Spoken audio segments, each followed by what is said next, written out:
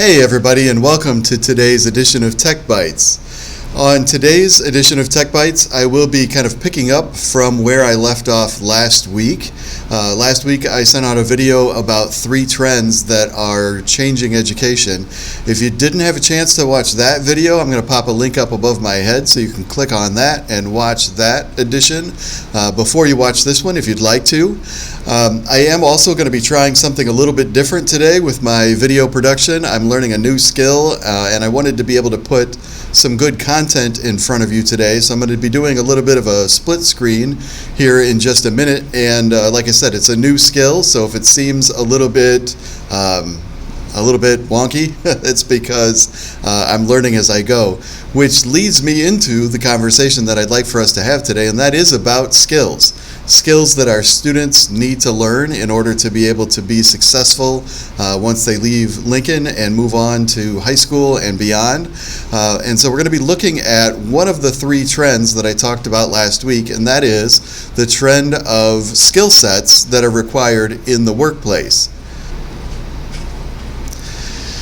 So there is a change that's taking place in the skill sets that are required for our students and for individuals that are moving into the workplace. And so as we are working with our students, we need to really be thinking about these skills that our students need to have in order to be successful in the world that we're preparing them for.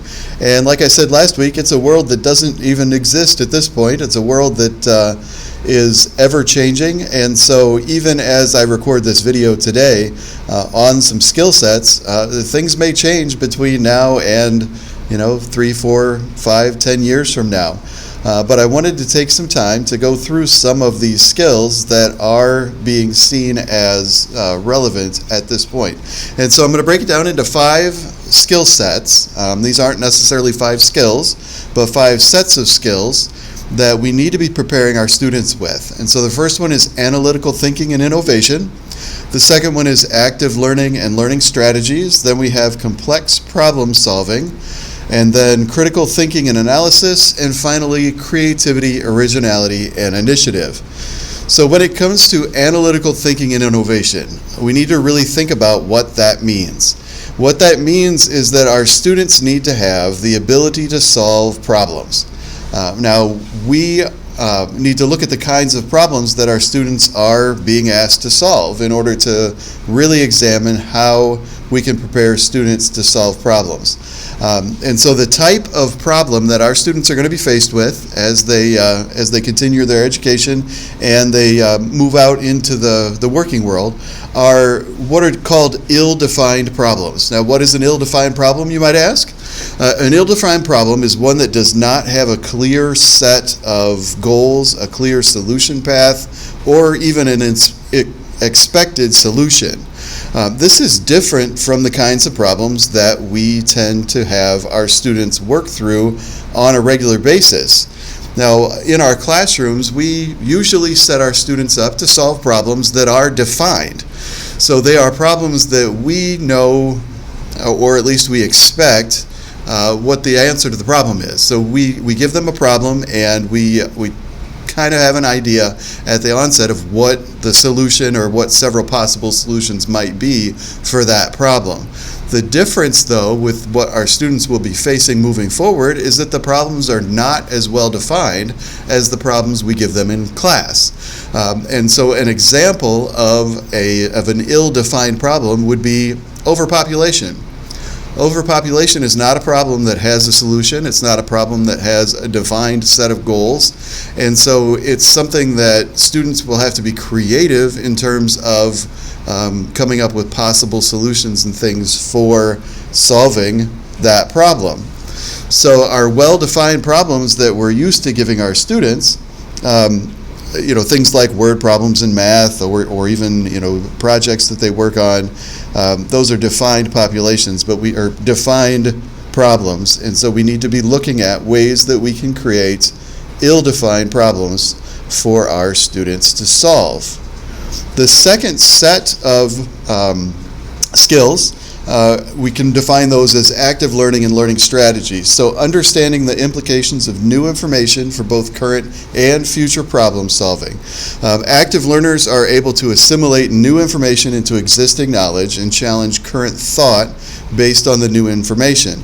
Active learners also seek a new understanding on a regular basis. And so as our students work to solve problems, they are looking for ways that they can find information and pull in that new information in such a way that they can use that to solve problems that they are faced with. So these problems that they're faced with are requiring them to look for new information, and being able to actively seek out information and use that to solve a problem is an extremely valuable skill. The third set of problems, or the third set of skills that our students need are skills that revolve around complex problem solving. So these are abilities that influence the acquisition and application of knowledge.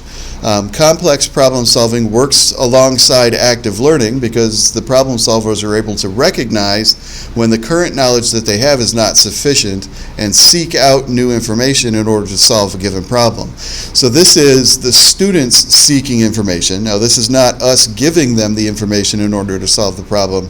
It's creating an environment in which students can say, oh, you know what? I don't know everything that I need to know in order to solve this, so I need to find some new information in order to solve this problem. Because again, it's not a defined problem, it's a complex problem that they might not even have the information on hand to solve. So being able to recognize that there's some information or some knowledge that they don't have, and then seeking out that knowledge so that they can solve complex problems. The next set of skills fall under critical thinking and analysis, and this is using logic and reasoning to identify the strengths and weaknesses of alternative solutions, conclusions, or approaches to a problem, as well as assessing performance of themselves or other individuals or organizations to make improvements or take corrective action. So this, again, connected back to what we're doing in our classrooms, our students are basically solving problems so that they can answer the question we've given them or get a good grade. That's not really what this critical analysis is. The critical analysis is, okay, now that we've come up with a solution to this problem, or we've identified solutions to the problem that already exist, let's really examine those solutions to see if they are as valuable or as accurate as they seem to be. And so taking a look at themselves, have I solved this problem? Have I proposed a solution to this problem that's really worthwhile? Or do I need to go back to the drawing board and possibly come up with an alternative solution? The next on our list is creativity, originality, and initiative. So these are three concepts, three skills that are extremely valuable. So this, again, is a capacity to analyze information and use logic to address issues and problems, apply alternative thinking to develop new original ideas and answers. This is the ability to create new content and contribute to conversations. It includes the ability to communicate ideas that they have come up with in various formats. Last week, I talked a little bit about the whole idea of not defining for our students how they will present their information. And so this set of skills speaks directly to that, where the students not only now have identified a problem or been presented with an ill-defined problem, they've used critical thinking to come up with possible solutions. They've used their active learning skills to seek new information if the information that they have is not giving them the desired outcome, and then using their analytical skills to identify whether or not their solution is valid, or they need to, like I said before, go back to the drawing board and come up with a new solution. And then finally, this set of skills requires them to look at how they are going to present that information. Do they need to create some sort of presentation? Do they need to create video? Do they need to create audio? Do they need to create computer-assisted drawings in order to really present their information in a valuable way? But looking for innovative, creative ways to present their content. So all of these skills together, these sit on top of the skills that we think about on a regular basis. So we're obviously very conscious of the content that our students need, their writing skills, their math skills, their science skills, the content that they have, the knowledge that they possess. But these sets of skills in terms of creating solutions to ill-defined problems and evaluating what they are doing with their own learning, these sit on top of those skills, and they are extremely valuable. So as we're designing lessons for students, we not only need to be thinking about math standards, science standards, and the content that our students need to understand, but more importantly, we need to be creating students who are problem solvers, who are lifelong learners, who are actively seeking information, not just so that they can get a good grade, but so that they can really contribute to our society. And so again, as you're designing lessons, I encourage you to think about ways that you can provide the content, that you can provide the knowledge, but in such a way that students have to use that knowledge to solve ill-defined problems and really create a lasting contribution to their own education. And those skills, I promise you, are skills that they will absolutely carry throughout the rest of their lives. We see this on a regular basis in STEM. STEM is just naturally geared towards creating problem-solving students, but it's not limited to STEM. We can create lessons in language arts class that allow our students to really dive into ill-defined problems and come up with solutions that we haven't even thought of.